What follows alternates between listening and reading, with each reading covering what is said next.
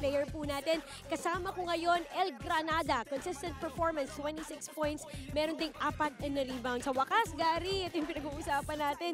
Yung binuno nyo na 2 oras sa dugout dun sa Alonte, mukhang maganda. Ang naging bunga, nag-improve kayo and that translated to a win. Oo nga, sa wakas, pero kinabahan pa uli, di ba? Kalaban mo yung Pure Foods, talagang nung uli, mahabol pa sila. Pero hindi talagang usapan namin na huwag na namin pakawalan nandun na. Yung ano lang naman namin dito, mindset talaga namin dito, keep it close yung game na hindi kami nalalamangan o natatambakan sa una. Tapos stay focused. Tapos nga, yung told mo sabi ko sa'yo talaga kanina, talagang panic na kami na kailangan manalo na, di ba? Dahil mahirap bumaw ng 0-6.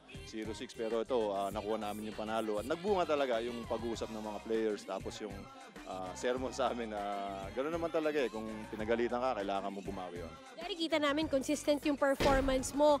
Yung play ninyo, walang ibang pinupuntahan halos kundi ikaw. It's a very good performance for you. Maganda rin yung effort ng mga kakampi mo, pero kailangan yata tumaas pa yung kumpiyansa nila in your next games.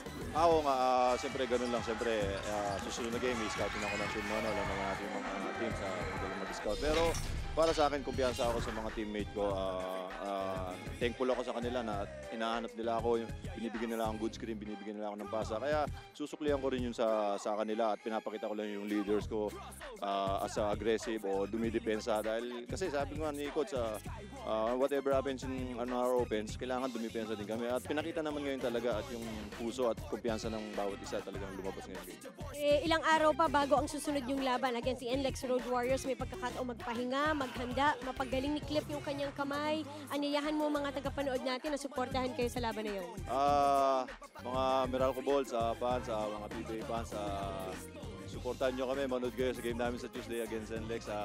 Sa amin ngayon, every game talaga kailangan kaya ano. At binabati ko pala bukas yung binyag nung pamangking ko, si Ariana. Tapos advance happy birthday sa nanay ko sa 23. Tapos yung bunso namin si Kati sa 26. At sa wife ko, sa mga anak ko nanonood sa bahay ngayon. Tsaka siyempre, ang boss ng buong PBA, si Boss Danny Espiritu. Kaya yun, maraming salamat sa inyo.